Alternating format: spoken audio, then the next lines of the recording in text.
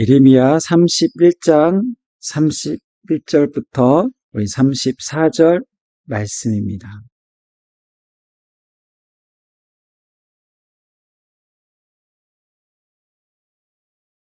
네, 우리 다 찾으셨으면 네, 한 절씩 보시면서 저와 한 절씩 교독하겠습니다. 제가 먼저 31절을 읽겠습니다. 여호와의 말씀이니라. 보라, 날이 이르리니 내가 이스라엘 집과 유다 집에서 새 언약을 맺으리라.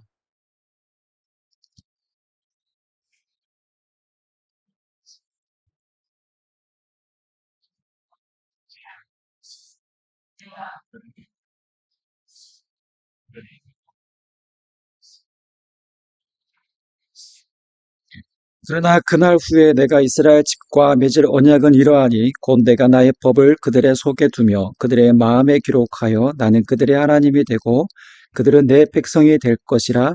여호와의 말씀이니라.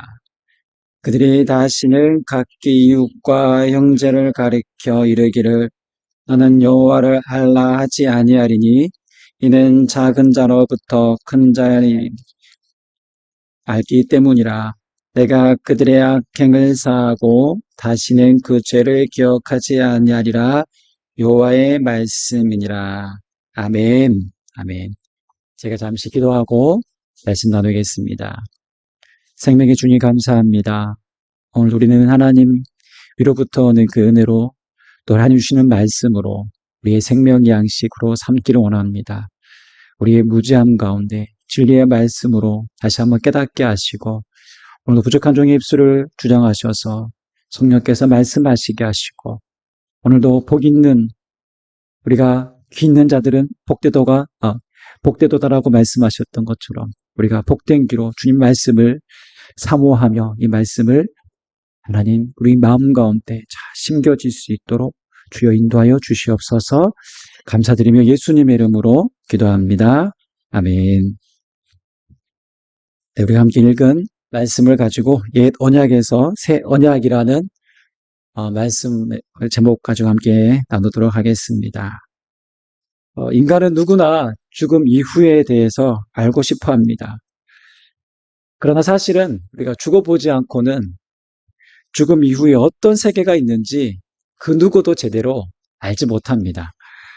그래서 이 땅에는 죽음 이후에 대해 여러 가지 견해, 나름대로였던 신앙으로 나누어지고 그 견해에 따라서 여러 종교들이 존재하고 있습니다.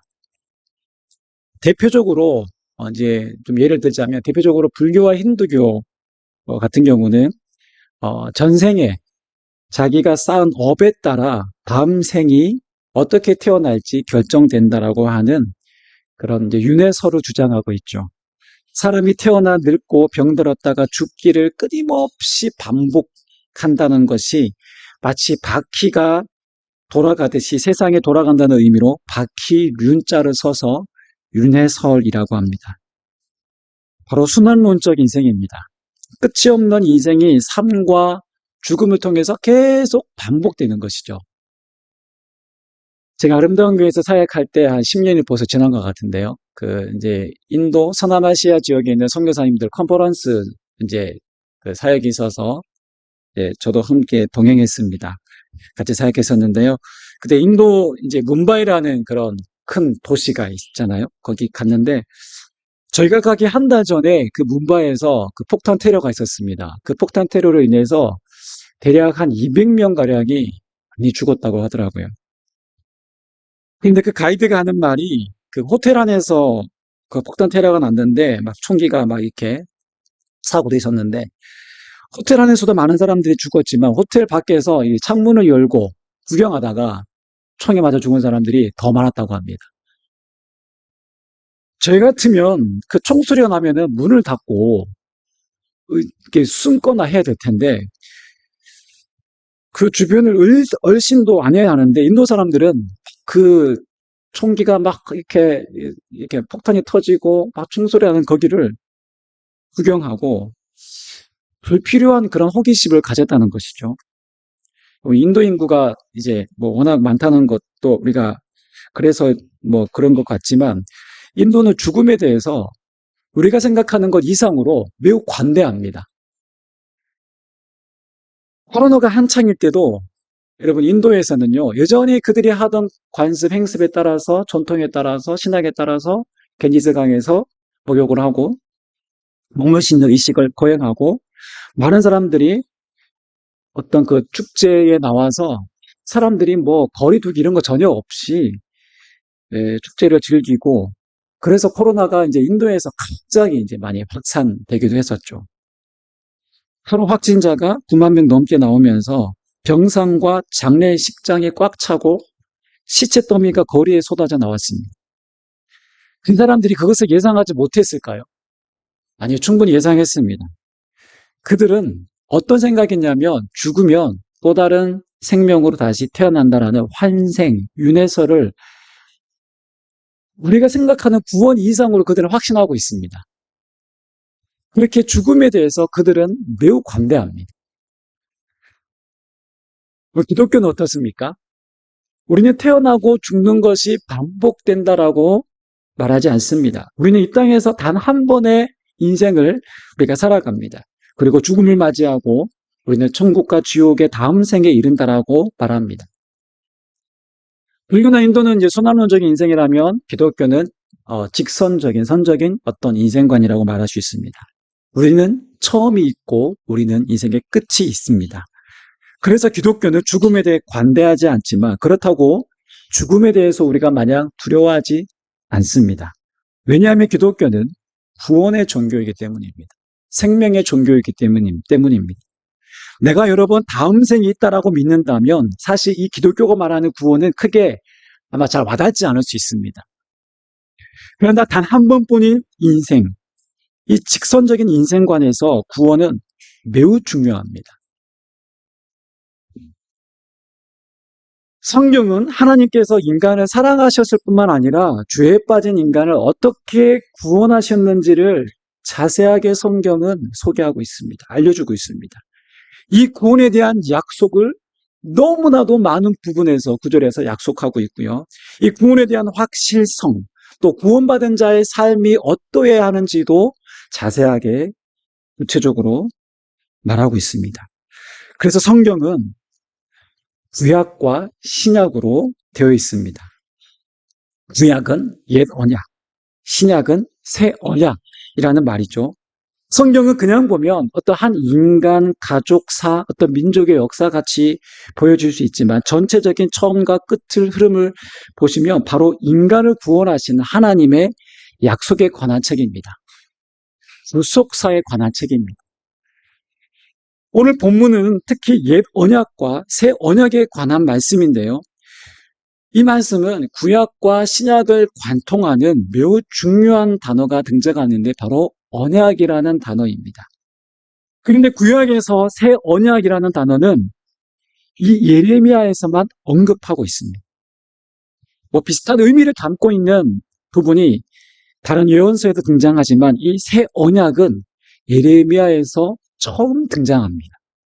그래서 오늘 본문은요, 그 히브리서 8장에 보시면 예수 그리스도에 대한 위대한 그 위대성에 대해서 말씀하면서 대제사장 되신 예수님을 그 히브리서에서 말하면서 히브리서 8장 8절에서 12절까지를 이 오늘 본문의 내용을 그대로 가지고 인용합니다.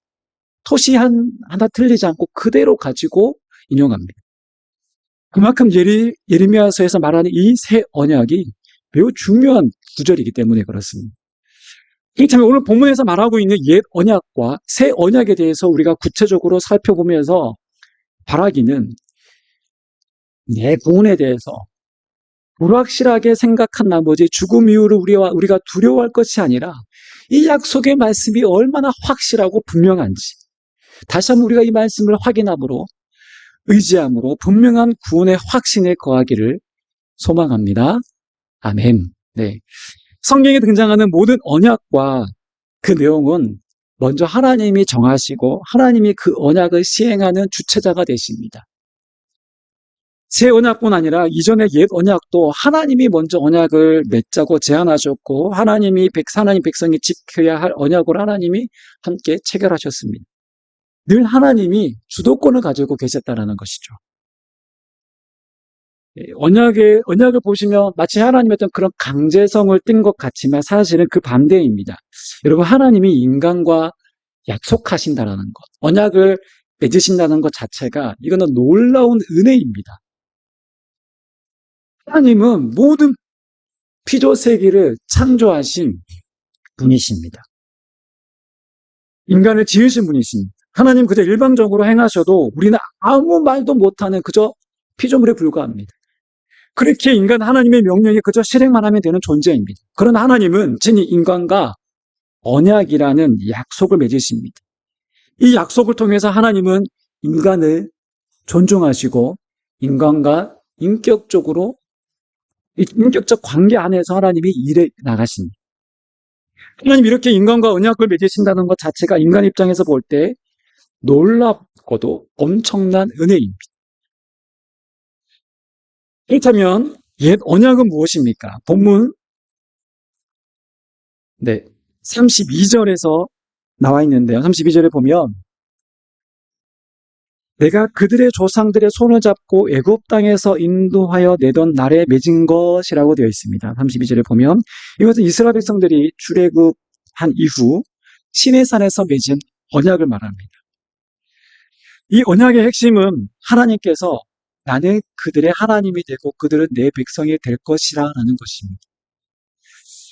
하나님이 이스라엘 백성을 선택한 목적이 무엇일까요? 그 민족만 특별히 사랑하셔서 선택하신 것일까요? 아니죠. 창세기 12장에 보시면 아브라함을 선택하시고 그를 부르실 때 이미 말씀하셨습니다. 그것은 바로 하나님께서 아브라함을 통해서 세워질 이 민족이 크게 되어 모든 민족, 이스라엘 민족을 통해서 모든 열방의 민족이 하나님을 아는 복을 받게 되는 것입니다. 하나님의 놀라운 복은 그렇게 하나님을 아는 것이고 죄로부터 진정한 해방이며 구원입니다. 그래서 이스라엘 백성은 제사장 나라로서 하나님의 선하심과 거룩함을 드러내는 직분을 맡은 자들이었습니다. 정확하게 네, 네, 죄송합니다. 출애굽기 말씀이 빠졌네요. 출애굽기의 말씀에 보면 이렇게 되어 있는데요. 제가 읽어드리겠습니다. 출애굽기 19장 5절 6절입니다. 세계가 다 내게 속하였나니 너희가 내 말을 잘 듣고 내 언약을 지키면 너희는 모든 민족 중에서 내 소유가 되겠고 너희가 내게 대하여 제사장 나라가 되며 거룩한 백성이 되리라. 여러분, 제사장은 백성을 대표해서 하나님께 나아가는 자입니다. 제사장 나라는 것은 곧 이스라엘이 모든 민족의 대표로서 하나님께 나아가는 것입니다. 모든 나라, 민족, 열방이 하나님을 알고 하나님께 나올 수 있도록 하나님께서 특별히 세운 민족이 이스라엘입니다. 이것이 하나님이 이스라엘을 선택하신 목적이었습니다. 그래서 하나님은 이 시내산 언약을 체결하신 후에 하나님 나라의 백성답게 하나님 백성답게 사는 것이 무엇이며 어떻게 살아야 하는지 그 삶의 원리로 여러 계명과 율법을 주셨습니다. 그리고 이 땅에 사는 나라들도 법이 다르고 사는 수준이 다릅니다. 그렇다면 하나님 나라의 백성들은 이 땅의 가치를 따르는 자들이 아니라 하나님 나라의 그 가치를 따르는 자들이기에 세상과 다른 기준이 필요했습니다. 그래서 하나님이 이스라엘 백성들에게 율법을 주셨고 그 율법을 지켜 행하고 자녀들에게도 부지런히 가르치라고 말씀하셨습니다. 이것이 곧 하나님의 마음이었고 하나님의 자녀들이 죄악된 세상에서 구별되게 거룩하게 살아갈 이유였습니다. 그래서 오늘 본문 32절에 하나님이 그들의 남편이 되었다라는 그런 표현이 있습니다. 율법은 그냥 법이 아니라 하나님의 마음이고 혼인관계에서 반드시 서로 지켜야 할 사랑이 동반된 마치 언약 관계였습니다. 그런데 역사 속에서 이스라엘 백성들은 어땠습니까? 우리가 아는 것처럼 약속의 땅 가나안에 들어갔지만 그들은 하나님의 말씀을 철저히 무시하며 순식간에 하나님께로부터 등을 돌리고 가나안의 온갖 이방신을 음란하게 섬겼습니다. 그들의 가증한 풍습을 따랐습니다. 뭔가 더러운 죄로 뒤범벅되어 타락의 길을 걸었습니다. 그 역사가 계속 되었습니다. 반복되었습니다. 통일 왕조까지는 어느 정도 명맥을 유지해 왔지만 왕국이 남과 북으로 분열되면서 그들의 타락은 극에 달했습니다. 하나님과 맺은 언약을 그들 스스로 철저히 깨뜨려 버렸습니다. 그럼에도 하나님은 자비와 긍휼을 베푸셔서 여러 선지자들 통해서 수차례 돌아오라는 메시지를 말씀하시죠. 그러나 그들 하나님의 그런 여러 말씀에도 경고에도 불구하고 회개하기는커녕 온갖 불법을 일삼아 다른 이방 민족과 전혀 다를 바 없는 민족으로 전락하게 됩니다. 하나님이 이스라엘을 선택한 이유를 그들 스스로 짓밟아 버렸습니다. 그 결과 나라는 멸망합니다. 북왕국 이스라엘은 아수르에 멸망하고 남왕국 유다는 바벨론에 멸망하게 됩니다. 언약의 저주가, 즉 불순종하면 너희가 멸망하겠다라는 그 저주가 그대로 현실화되었습니다. 그렇다면 이 모든 것이 멸망으로 끝난 것일까요? 이스라엘의 실패로 하나님의 언약이 파괴되고 인류를 향한 하나님의 놀라운 위대한 구원의 역사가 계획이 그저 숲으로 돌아간 것일까요? 우리는 잘 알고 있습니다. 아닙니다. 하나님의 구원은 인간의 불순종과 인간의 죄악으로, 인간의 어떤 그 멸망으로 끝나지 않았습니다. 이스라엘이 실패했다고 해서 끝난 것이 아니었습니다. 하나님은 이 옛 언약을 파기한 결과 그들에게 닥친 멸망과 저주를 뼈저리게 느끼고 그 고통을 감내하게 하셨습니다. 하나님은 이스라엘의 멸망 가운데 처했을 때 그들 스스로는 도저히 생각하지도 상상하지도 못하는 놀라운 은혜의 메시지를 주전, 예수님이 오시기 650년 전에 정말 예레미야는 이스라엘의 예루살렘 성이 불타는 그 현장을 목격하면서 울면서 기도하는 장면이 예레미야 예가에도 등장하지 않습니까? 그런 가장 정말 안타까운 고통의 그 현실의 눈앞에 보이는 그 현실 앞에서 하나님은 예레미야에게 오늘 본문의 말씀을 통해서 위대한 하나님의 놀라운 구원의 계획을 말씀하십니다. 오늘 그 새 언약의 말씀인데요. 33절 말씀을 우리 다시 한번 함께 읽어보겠습니다. 함께 읽어보겠습니다. 시작. 그러나 그날 후에 내가 이스라엘 집과 맺을 언약은 이러하니 곧 내가 나의 법을 그들의 속에 두며 그들의 마음에 기록하여 나는 그들의 하나님이 되고 그들은 내 백성이 될 것이라. 여호와의 말씀이니라.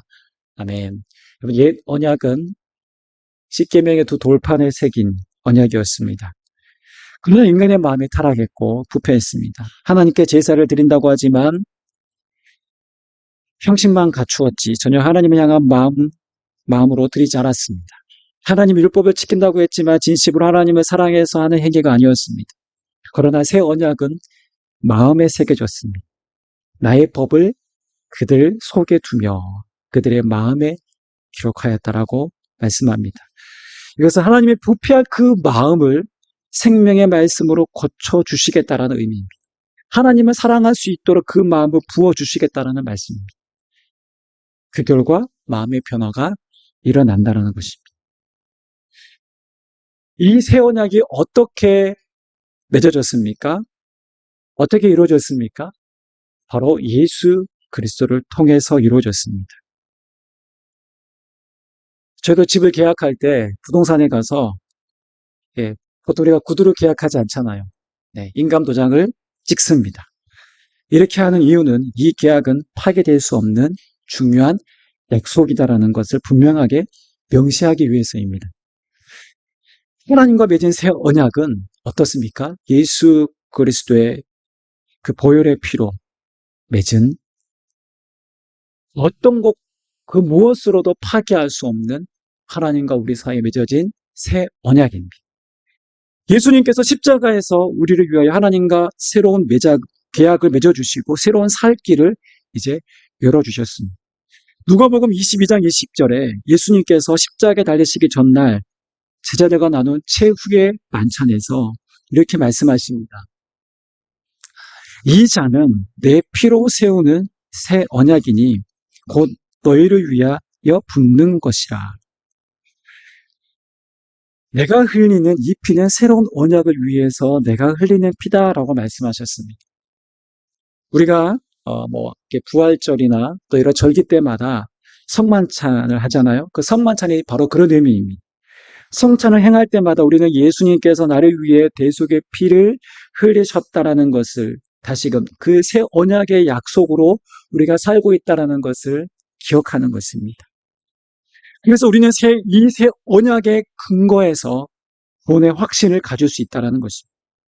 그래서 우리는 예수 안에서 죽는 자는 복되고 이미 영혼을 이미 소유한 자로 이 땅에서 우리가 주어진 삶을 우리가 이 믿음으로 살아가는 것입니다. 그리고 이제 예수 안에서 살아가는 인생은 과거의 옛 언약에 기초한 신앙이 아니라 새 언약인 예수 안에서 이 은혜를 누리는 삶이어야 한다는 것입니다. 이것이 바로 이 새 언약의 관계 안에 맺어진 놀라운 삶이라는 것입니다. 예전에는 율법을 지켜 행하라고 하셨습니다. 그리고 백성은 행하겠습니다라고 했습니다. 그러나 그들은 실패했습니다. 왜 그렇습니까? 마음의 문제이기 때문입니다. 옛 언약은 해야 하는 것이었습니다. 그러나 이제 새 언약은 할 수 있는 것입니다. 더 나아가 되어지는 것입니다. 바로 예수 그리스도를 통해서 새 언약이 우리 안에 성취되었기 때문입니다. 이어지는 34절은 이렇게 말씀합니다.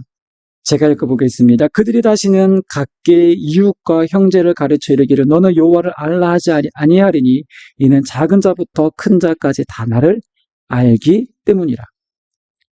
여기 작은 자부터 큰 자까지라는 말은 남녀노소 무론하고 어떤 자격, 신분, 여하를 막론하고 누구든지 하나님께 나올 수 있다는 것입니다. 하나님께 나아가는 이제 진입 장벽이 완전히 이제는 무너졌다는 것입니다. 그리스도 안에서 이 모든 일이 가능케 되었습니다. 예수님이 십자가에 죽으실 때 성소의 휘장의 가운데가 찢어졌습니다. 무엇을 의미합니까? 가로막혔던 우리와 하나님과의 관계가 이제 예수 그리스도 안에서 그 길이 열렸다는 것입니다. 회복되었다는 것입니다. 누구든지 주의 이름을 부르는 자는 구원을 얻으리라는 그 말씀이 이루어진 것입니다. 오늘 본문에 보시면 여기서 작은 자로부터 큰 자까지 다 나를 알기 때문이라 라고 되어 있습니다. 여기서 안다는 것은 단순히 머릿속으로 안다는 것이 아닙니다. 바로 체험적으로 안다는 것입니다. 이제 하나님께서 새 언약을 통해 작은 자로부터 큰 자까지, 젊은이로부터 노인에 이르기까지 하나님을 이제는 친밀하게 어떤 우리가 지식적인 알을 넘어 체험적으로 하나님을 알게 될 것이라고 약속하셨습니다. 여러분 놀랍지 않습니까?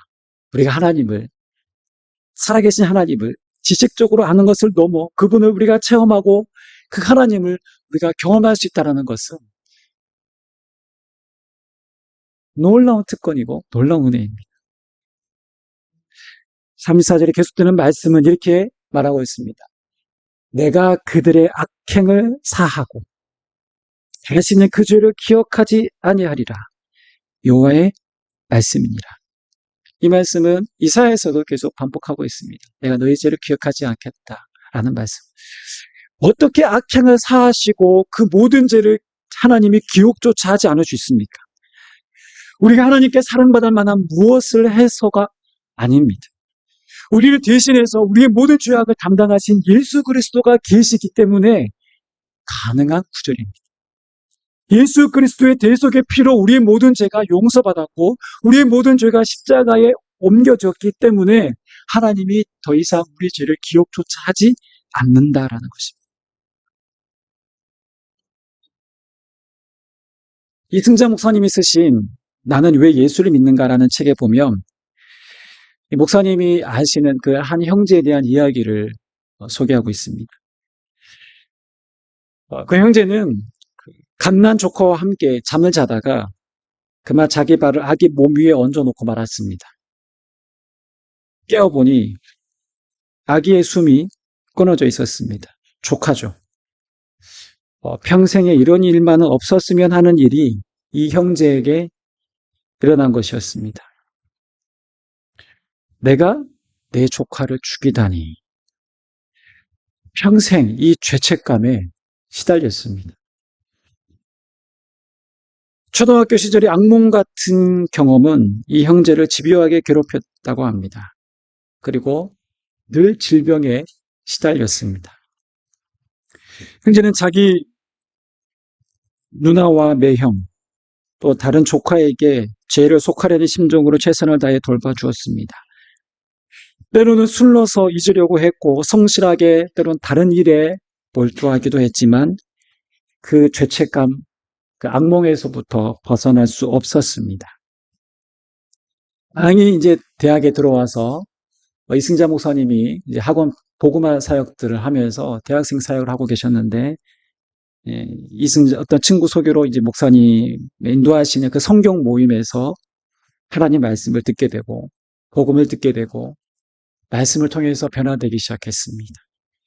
그리고 예수님이 그 죄를 용서하셨다는 복음을 영접하고 나서야, 믿고 나서야 그 죄의식의 감옥으로부터 해방되었습니다. 비슷한 예가 또 있는데요. 사람이 모르고 실수로 죄를 범하는 경우도 있지만 고의로 저지르는 경우도 있습니다. 한 자매의 이야기인데요. 이 자매는 중학교 시절 친구들과 수영을 하고 있었는데 갑자기 강물이 막 이렇게 불어났다고 합니다. 물살에 이게 휩쓸리게 되었다고 해요.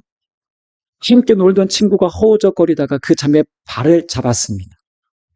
근데 자기도 빠져들어가는 위급한 상황인지라 본능적으로 발길질해서 친구의 그 손길을 뿌리쳤다라고 합니다.